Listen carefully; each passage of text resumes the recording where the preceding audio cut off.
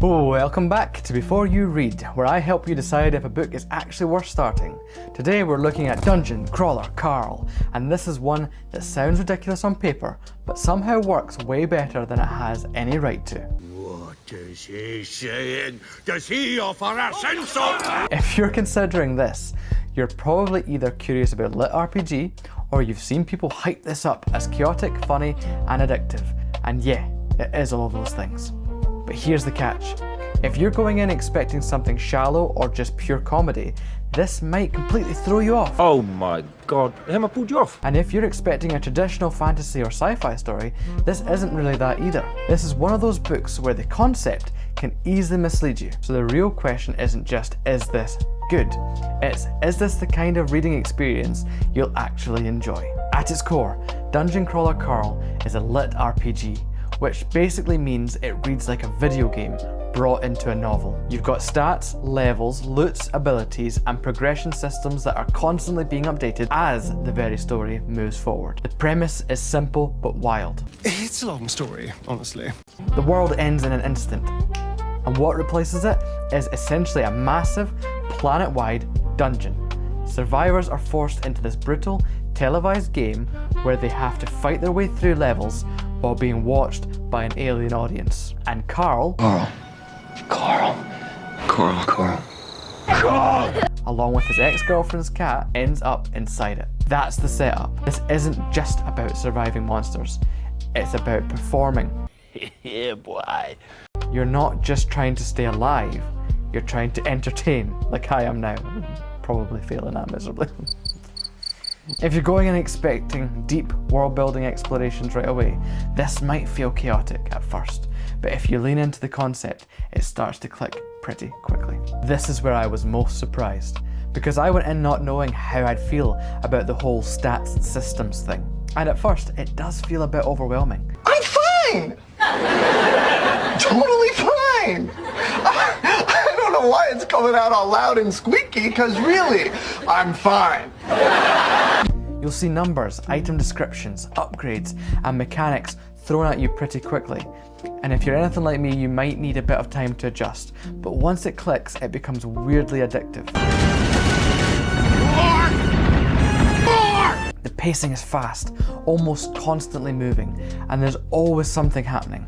Fights, upgrades, new mechanics, unexpected twists in how the game works. A lot of people say this feels like binge watching a show, and I completely get that. Yes! Yes! Yes! Yes! Yes! Yes!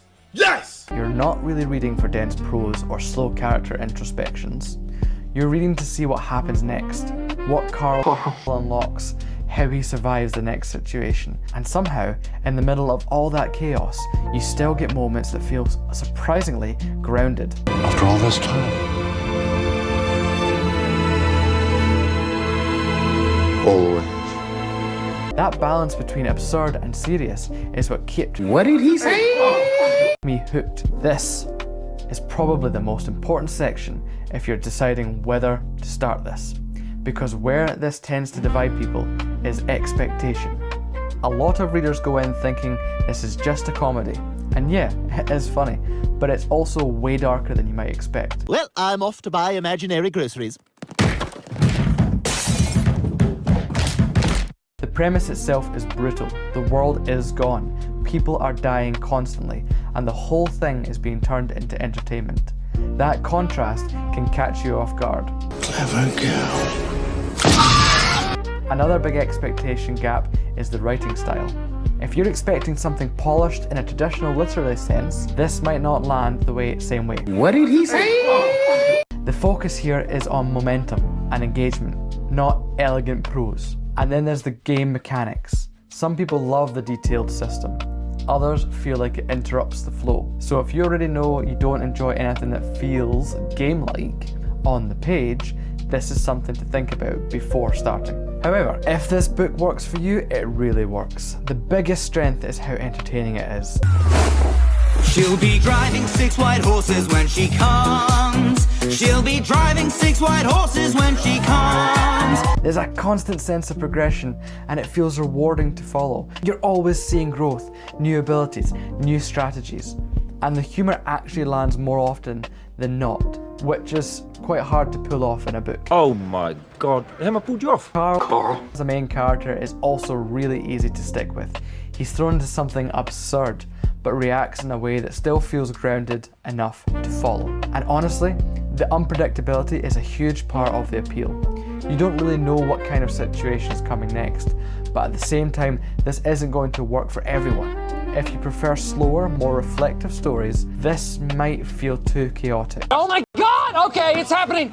Everybody stay calm! What's the Procedure, everyone. What's the procedure? Stay calm! However, I have not yet read the next book in the series, and I do hear that apparently gets a lot more emotional and probably more reflective as it goes.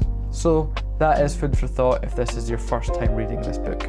If you don't like repeated mechanics or system updates, that might start to feel repetitive. And one thing that comes up a lot is that the tone can feel inconsistent. I'm afraid that my condition has left me cold to your pleas of mercy.